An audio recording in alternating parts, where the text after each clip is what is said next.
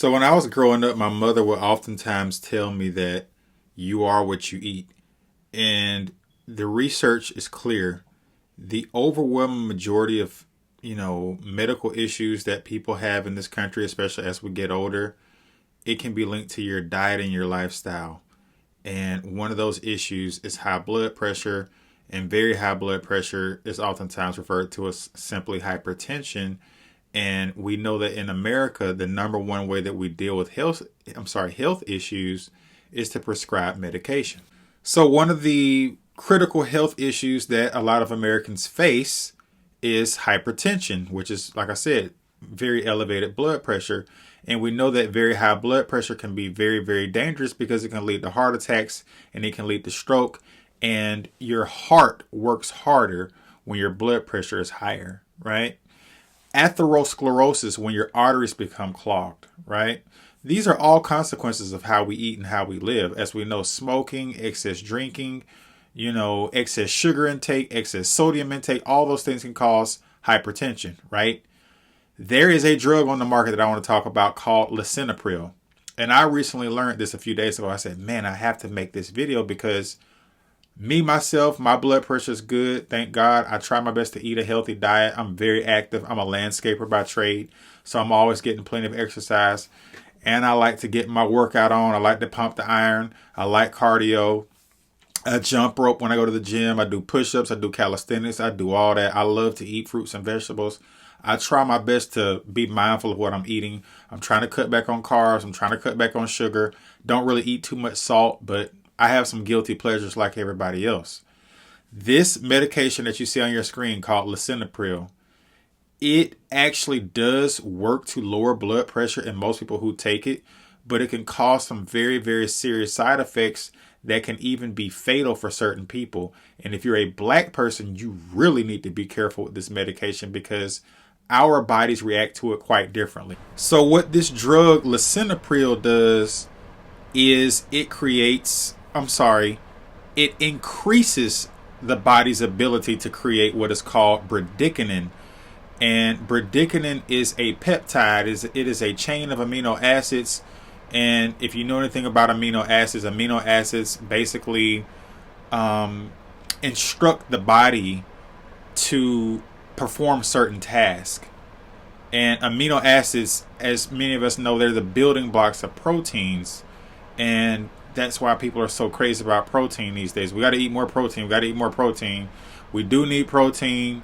How much protein we need, that's up for debate. I don't want to get into all that for this conversation, but you do need to have a healthy amount of clean proteins. If you're a vegan or you eat meat like me, I eat lots of fruits and vegetables and meats, but you do need amino acids. The human body can only create 11 on its own, and the other 9 have to come from outside the body, like I said, with different sources of food, right?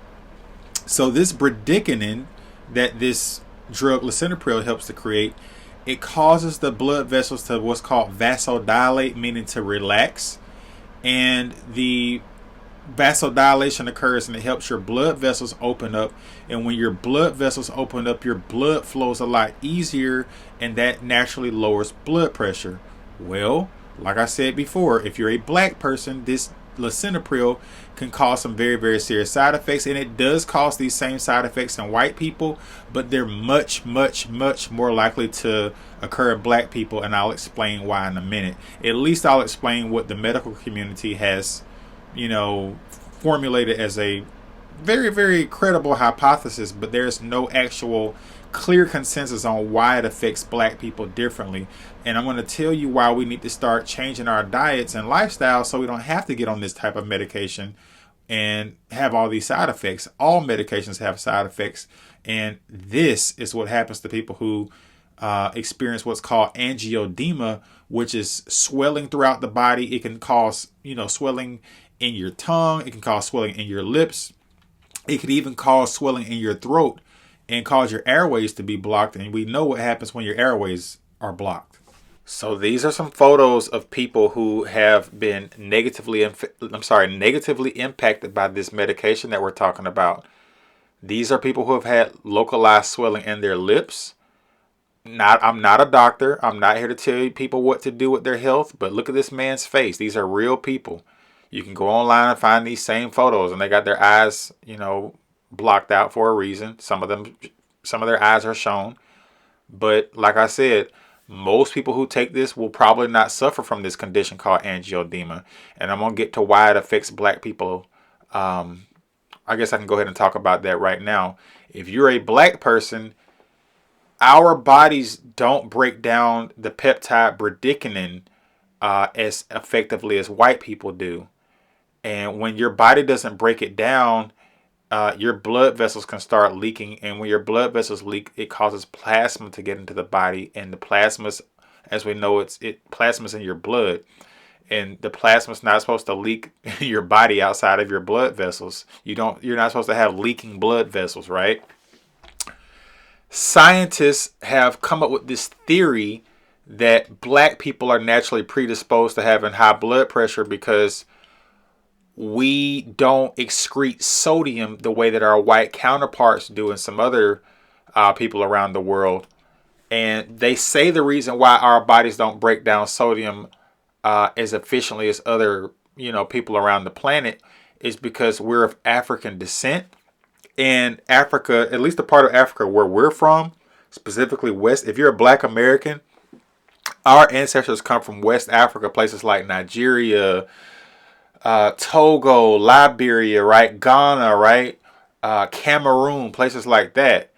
Benin, right? That's a very hot part of the world. And genetically, our bodies, according to this scientific theory, we need to have more water and sodium in our bodies to be able to handle that hot tropical environment. So that's why scientists believe that black people's bodies don't break down this bradykinin, and we have higher blood pressure because we have a natural tendency to hold on to sodium. And excess sodium, we're not born necessarily, in my opinion. I don't believe that black people are necessarily born in a condition to where we're going to have high blood pressure. I think that if that theory is true, we just need to change how we eat. We do eat too much garbage as black Americans. That's just a fact. The black woman has the highest obesity rate for a reason. Black men, however, we don't have the highest obesity rate. We're in third place out of the 8 major demographics. If you were to break the demographics down by race and gender, Asian man, Asian woman, black man, black woman, etc., etc., out of the 4 big groups, black, white, Hispanic, and Asian, it is the Asian man and the Asian woman that are in the best shape physically, right? They have the highest life expectancy. They have the least amount of health issues in this society. Now, black men, we do kind of have a lot of health issues, and a lot of that comes from us just not going to the doctor. And we do eat unhealthy as well. We eat a lot of fried foods. We eat a lot of junk. We eat a lot of fat. We eat a lot of sugar. But we ain't suffering from the highest obesity rate. And obesity doesn't necessarily mean you're going to die prematurely, but you will have health complications if you are obese. So in conclusion, what can we do, especially as black people? And this is all people. I mean, I don't want to ever make my content where I'm only interested in helping black people. I'm not one of those type of content creators, but I'm just highlighting that this is a very serious issue with black people, specifically when it comes to our health and this medication. Out of the 4 major demographics, black, white, Hispanic, and Asian in this society, we do have the lowest life expectancy, and that's a problem. But as we know, diet and lifestyle, as I've said before in this video, and as we've heard, we love our fried chicken, we love our soul food, we love fast food, and it's so abundant, and a lot of black people will talk about how we have all this junk food, in our communities, all these fast food spots like McDonald's and Checkers and, KFC, etc., etc. But you don't see a restaurant like Cava, which serves much healthier food, or even a Chipotle. And yes, there are some more affluent black communities that have those healthier alternatives if you want something quick and easy. but it's a lot more black communities that are not affluent that have a lot of the junk. Even if you don't live in a affluent black community, you can make healthier choices. And a lot more black people are waking up to this. The sugar. A lot of people don't know this, but sugar can actually cause your blood pressure to be more elevated than excess sodium. You can look that up. And I like to post slides on my videos because it kind of gives you a visual to help bring it home. But sugar is actually even more of a culprit of creating high blood pressure than sodium. You can drink organic beet juice, 1 cup a day. It's actually quite expensive if you buy it at your local grocery store if they sell it. I actually juice my own. I buy beets in bunches. It usually is a bunch of 3. And beets have a very, very strong earthy taste. So what I do is I mix in some carrots and apples. I actually have a video on my Real King Andre channel. It's a short, and it shows you how to create carrot, apple, beet juice. And I even put fresh ginger in there. And what I'll do is I'll buy like some guava juice or some soursop juice and mix it with it because it's still a strong taste. The beets are strong, but the benefits of drinking beet juice are just, it's a wonderful drink for you. It's a very healthy drink. Some people complain about it because it can cause, it has oxalates, which can, if you consume too much oxalates, it can cause kidney stones. I've never had a kidney stone in my life, knock on wood. But just drink it in moderation. And that doesn't mean drink beet juice and still go gulp down 3-4 bottles of soda per day. No, you have to stop drinking soda. Green tea is great for helping to reduce blood pressure. I love it. I buy green tea all the time. I don't use sugar in my house except for brown sugar. And whenever I need to use white sugar, I buy a sugar substitute called monk fruit. Some people use stevia. Some people use allulose. I don't like stevia because it has a strong aftertaste. I prefer monk fruit. It works for me. It's a little bit pricey, but like the old saying goes, health is wealth. You know, take a teaspoon of apple cider vinegar and pour it mix it in a glass of water, right? And I'm about to can back up and show you my pasta. So this is my chickpea pasta, you see? From chickpeas, rotini. I like all kinds of pasta, man. I love food.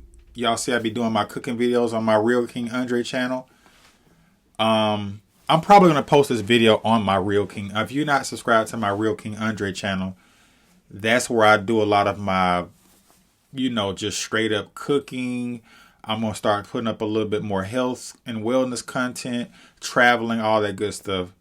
My channel called Master Andre is where I have more subscribers, but I'm going to start posting more health and wellness content because it's something that's very, very near and dear to me, and I'm very passionate about it. I love to eat.